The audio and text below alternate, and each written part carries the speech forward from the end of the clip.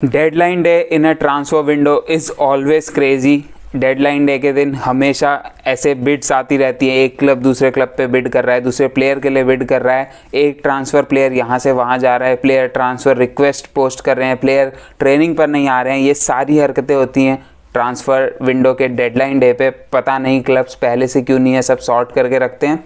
सब वेट कर रहे होते हैं उस राइट मोमेंट का जहाँ पे दोनों को बेस्ट ऑप्शन मिल पाए, क्योंकि काफ़ी बार ऐसा होता है विंडो की स्टार्टिंग में जब काफ़ी दिन बचे हों तो जो सेलिंग क्लब है वो ज़्यादा पैसे मांगता है, लेकिन जब एंड ऑफ द विंडो तक आते हैं तो सेलिंग क्लब का भी स्टांस थोड़ा सॉफ्ट होता जाता है। वहीं पर जो परचेजिंग क्लब है वो कई बार डेस्परेट होके लास्ट दिन ओवर पे कर देते हैं। कुछ प्लेयर्स को बहुत बेहतरीन मूव्स मिल जाते हैं, कुछ प्लेयर के मूव्स बहुत ख़राब रह जाते हैं।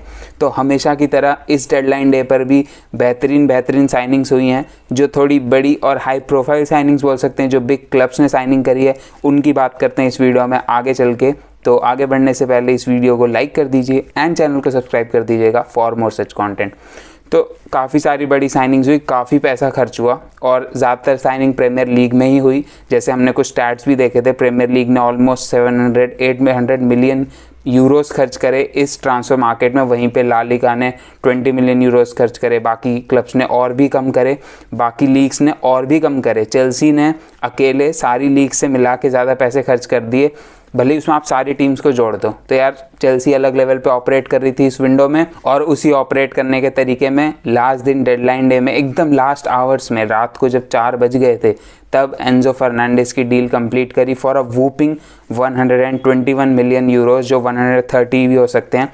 तो it's the British transfer record, जो जैक ग्रिलिश की वैल्यू थी उससे भी ऊपर की साइनिंग कर ली। 117 मिलियन था शायद जैक ग्रिलिश का, अगर यूरोज़ में देखें हम तो उससे भी बड़ी साइनिंग कर ली है एंजो फर्नांडिस की।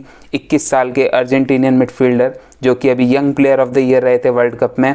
बट जो इंटरेस्टिंग चीज़ ये है कि बेनफिका ने उन्हें 10 मिलियन में 6 ही महीने पहले खरीदा था रिवर प्लेट से। रिवर प्लेट के पास भी 25% सेल ऑन क्लॉज था, तो उन्हें भी 30-40 मिलियन मिल जाएंगे इस डील से।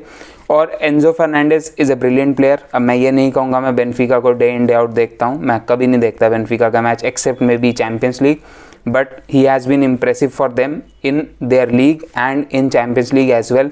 बेनफिका रिलक्टेंट थे सेल करने के लिए और उनका स्टांस पूरी विंडो में यही था, if you want to buy Enzo Fernandez आपको पूरा रिलीज क्लॉज पे करना पड़ेगा, पूरे 120 मिलियन एट अ टाइम। उसमें इशू ये था कि 120 मिलियन के साथ they will also have to pay additional 40 million in taxes, तो टोटल डील 160 मिलियन की हो जाती।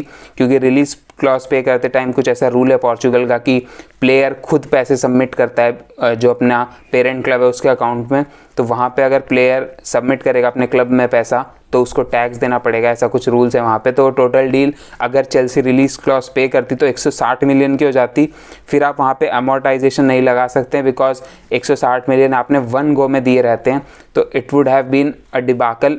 अगर आप उनकी बुक्स देखें, आप उनकी अकाउंट बुक्स देख लीजिए, वहाँ पे बहुत नेगेटिव में आती। इसीलिए चेल्सी पूरी विंडो में इसी के पीछे लगी थी कि हम 120 दे देते हैं, हम 130 भी दे देते हैं, पर आप इंस्टॉलमेंट में पैसा ले लो। पर रूई Costa was very firm on his stance कि वो एक साथ ही लेंगे पूरा पैसा, और चेल्सी ने पूरे विंडो इसी पे जोर लगा के रखा। एट दी एंड टॉड बोली पूरी चेल्सी की टीम पहुंच गई, सारे ओनर्स, ऐसा लग रहा था जो उनका पूरा कंसोर्टियम है वो पूरा पहुंच गया था, उनके स्पोर्टिंग डायरेक्टर पहुंच गए थे, क्या पता ग्रैम पॉटर को भी लेके चले गए। और finally Chelsea crack the deal, जहाँ पे इंस्टॉलमेंट शायद 3, 4 या 6 इंस्टॉलमेंट ऐसा कुछ है।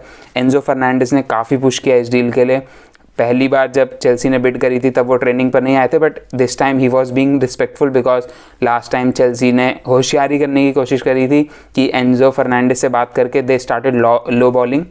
तो वहाँ पे एंजो फर्नांडिस ने ये रिस्क नहीं लिया, उनको बेनफिका के साथ अपने रिश्ते ख़राब नहीं करने थे, and which I think is a good thing. आप एक बार ट्रांसफ़र रिक्वेस्ट डाल सकते हैं, बट आपको अगर जो क्लब खरीदने आ रहा है अगर वही आपकी वैल्यूएशन सही नहीं लगा रहा तो आप क्या ही कर सकते हैं वहाँ पे। तो Enzo Fernandez was being respectful, और चेल्सी ने भी फिर फाइनली जो अमाउंट चाहिए था बेनफिका को वो पे किया, बट अपने टर्म्स पे। लाइक चेल्सी ने थोड़ा पैसा उन्हें अपफ्रंट दिया है, अब एग्जैक्ट डिटेल्स नहीं आई हैं अभी बाहर, बट इंस्टॉलमेंट्स में पेमेंट होगी। एंड चेल्सी की बुक्स के लिए भी अच्छा है, Benfica got their money, river plate got their money, and Enzo Fernandez got his move.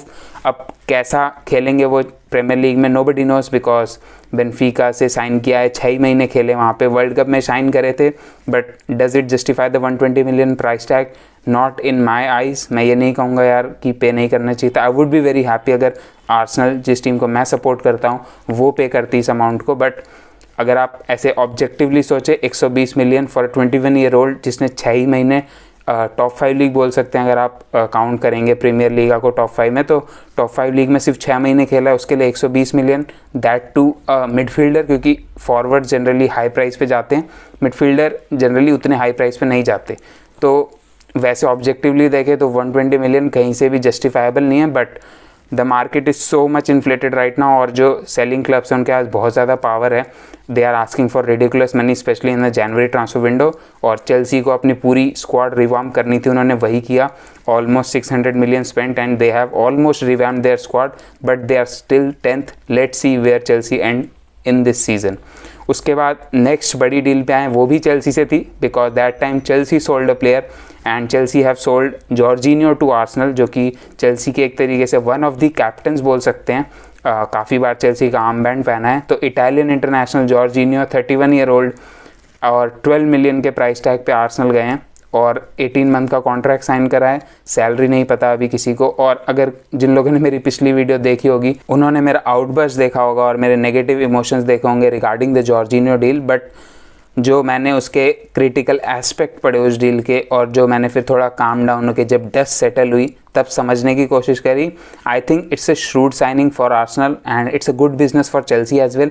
6 महीने जिस प्लेयर के कॉन्ट्रैक्ट में बचे, आपको 10 मिलियन मिल रहे हैं वहाँ से, नॉट अ बैड डील। और आप वैसे भी जॉर्जिनो को मूव ऑन नहीं कराना चाहते थे, और आर्सेनल के उससे देखे पॉइंट ऑफ व्यू से तो they are getting a Premier League proven player.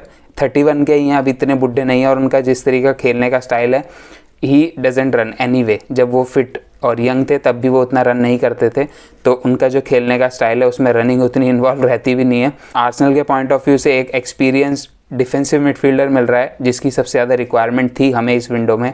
एक मिडफील्डर की तो डेफिनेटली थी, और आर्सेनल ने सिर्फ 18 मंथ का कॉन्ट्रैक्ट दिया है। दैट मीन्स कि आपकी बुक्स में वो बहुत लंबे टाइम्स तक लिंगर नहीं करेंगे।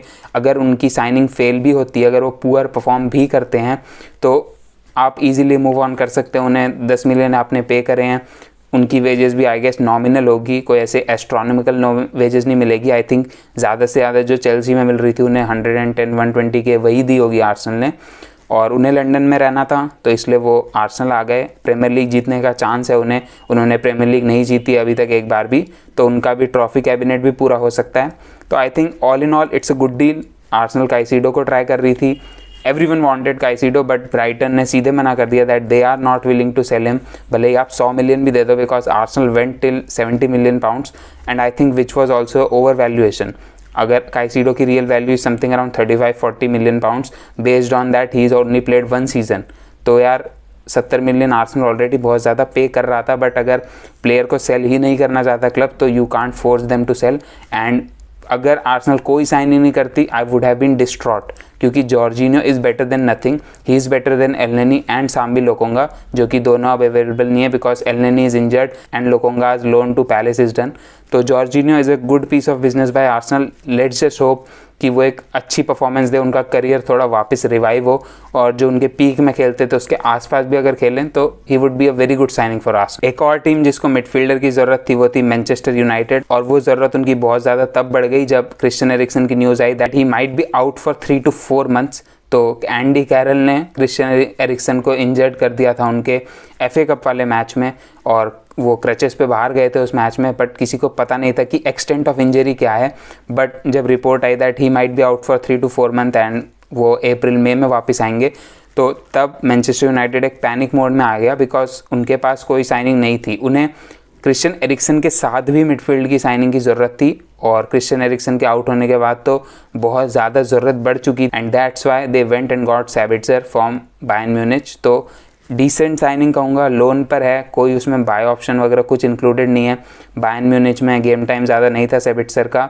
RB लाइप्जिग के डेज़ में वो काफ़ी अच्छा खेलते थे, और मैं उन्हें नहीं देखता हूँ ऑनेस्टली, क्या ही फ़ायदा झूठ बोलने का, बट जितने उनके थोड़े क्लिप्स देखे और जो रिव्यूज़ सुने और पढ़े उनके बारे में, उससे यही समझ आ रहा है that he is a sort of player जो क्रिश्चियन एरिक्सन वाले उसको रेप्लिकेट कर सकते हैं with much better intensity, because obviously he is younger than Eriksen और उनका वो हार्ट इशू भी नहीं है, तो he can perform the same role that Christian Eriksen was performing at a better intensity and more defensive work rate. तो I think it might be a very good signing अगर ये सारी बातें सच निकल के आती हैं दैट उनको क्रिश्चियन एरिक्सन वाले रोल में अगर फिट करा पाएंगे एरिक टेन हैग और वो इंटेंसिटी और डिफेंसिव वर्क रेट देंगे, बिकॉज डिफेंसिव वर्क रेट और इंटेंसिटी दो चीज़ थी जो क्रिश्चियन एरिक्सन से उतनी नहीं मिल रही थी।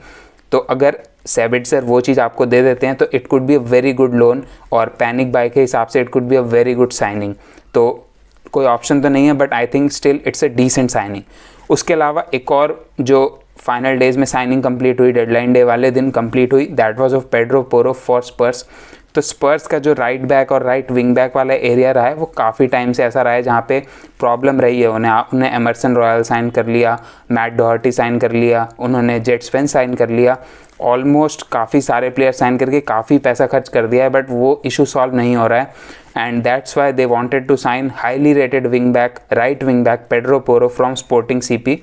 और पेड्रो पोरो की डील एक बार हेयर वी गो हो चुकी थी 2-3 दिन पहले before the deadline, but sporting ने कॉन्ट्रैक्ट साइन करते टाइम टर्म चेंज कर दिए जिसकी वजह से डील फेल ऑफ। लेकिन स्पर्स और Sporting wanted the deal to go through, Pedro Porro wanted to come to Spurs, और इसीलिए फाइनल डे पे डील कंप्लीट हो गई for 45 million euros, a very big amount specially for a position like wing back जहाँ पे इतनी expensive signing generally कोई team नहीं करती है, एंड दैट टू स्पर्स, क्योंकि स्पर्स को और भी रिक्वायरमेंट्स हैं अभी। They need a centre back, they need a creative midfielder in my opinion, but right wing back भी एक ऐसी पोजीशन थी बिकॉज जिस तरीके का सिस्टम एंटोनियो कॉन्टे खिलाना चाहते हैं वहाँ पे विंग बैक्स का रोल बहुत इंपॉर्टेंट है। तो I think it's a very good signing by Spurs. अगर वो अपने स्पोर्टिंग वाले फॉर्म को स्पर्स के लिए रेप्लिकेट कर देते हैं तो he might be able to fire them into top 4। अब किसको रिप्लेस करेंगे उसकी बात बाद में करते हैं किसी और वीडियो में, लेकिन they might go into top 4 with Antonio Conte at the wheel, because Antonio Conte ने प्रूव किया है लास्ट सीजन भी वो डिफ़िकल्ट सिचुएशन से स्पर्स को टॉप 4 में ला सकते हैं, और इस बार तो वो काफ़ी क्लोज हैं, पिछले वाले से काफ़ी ज़्यादा क्लोज हैं टॉप 4 के। और एक अच्छी साइनिंग कर ली है उन्होंने। उसके अलावा आई डोंट थिंक उन्होंने कोई साइनिंग करी है, और जेट स्पेंस को भेज दिया है रेनेस पे लोन पे, तो I think it will be a good loan for him. Matt Doherty का कॉन्ट्रैक्ट टर्मिनेट कर दिया है, तो that's been a good window, average window कहूँगा। They needed multiple positions, but at least उन्होंने किसी पोजीशन पे तो साइन किया। और हाँ, डांजुमा भी साइन करा है, तो दैट्स ऑल्सो गुड साइनिंग, क्योंकि Son has been misfiring a lot this season, बिल्कुल आउट ऑफ फॉर्म रहे हैं। तो डांजुमा आपको अटैकिंग ऑप्शंस दे सकते हैं लेफ्ट और राइट दोनों जगह से। उसके अलावा आई डोंट थिंक कि लिवरपूल ने कोई डेडलाइन डे पे साइनिंग करी, सिटी ने कोई साइनिंग नहीं करी, बट जाओ कैंसेलो को भेज दिया गया है बायर्न म्यूनिच पे। एक मतलब काफ़ी शॉकिंग मूव था, नोबडी सॉ इट कमिंग। सबको लग रहा था जाओ कैंसेलो का फॉर्म ख़राब है, बट फिर बाद में रिपोर्ट्स आई कि उनका पेप के साथ रिलेशनशिप ख़राब हो चुका था। He wasn't happy with his game time, और आर्सेनल वाले मैच में जब उन्हें बेंच कर दिया गया तो उन्होंने काफ़ी आउटबर्स्ट दिखाई, जो मेन रीज़न रहा पेप और उनके बीच की लड़ाई का। काफ़ी लोग का कहना है कि फिजिकल ऑल्टरकेशन भी हुई है, तो काफ़ी अच्छा सीन नहीं था। But finally he has went to Bayern Munich now on loan with an option to buy at 70 million euros. काफ़ी हाई फीस ले रही है मैनचेस्टर सिटी, बट जो हमारे जाओ कैंसेलो हैं उतने ही हाई रेटेड हैं। लगातार पिछले 2 सीज़न में टीम ऑफ द सीज़न में थे वो प्रीमियर लीग की, तो हमें पता है वो अटैकिंगली कितने अच्छे हैं। May be he is not that good defensively, but he is still a very good player. I think it's a good signing for Bayern Munich, जो कि स्ट्रगल कर रहे थे उस पोजीशन में। उनके फुल बैक्स उतनी अच्छी परफॉर्मेंसेज नहीं दे रहे थे, तो I think it will be a good signing for both Bayern Munich and Joao Cancelo.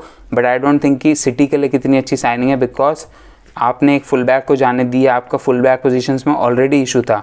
आपके पास अब नेथन आके है खिलाने के लिए लेफ्ट बैक पे, और सर्जियो गोमेज है जो उतने इंप्रेसिव नहीं रहे हैं। राइट बैक पे भी आप रिको लुइस और काइल वॉकर के साथ जा रहे हैं, तो आई डोंट नो कि सिटी ने अपने आप को इस पोजीशन में क्यों रखा है। पेप के पास डेफिनेटली कोई प्लान होगा, बिकॉज उन्होंने दिखाया है year on year that he always has a plan.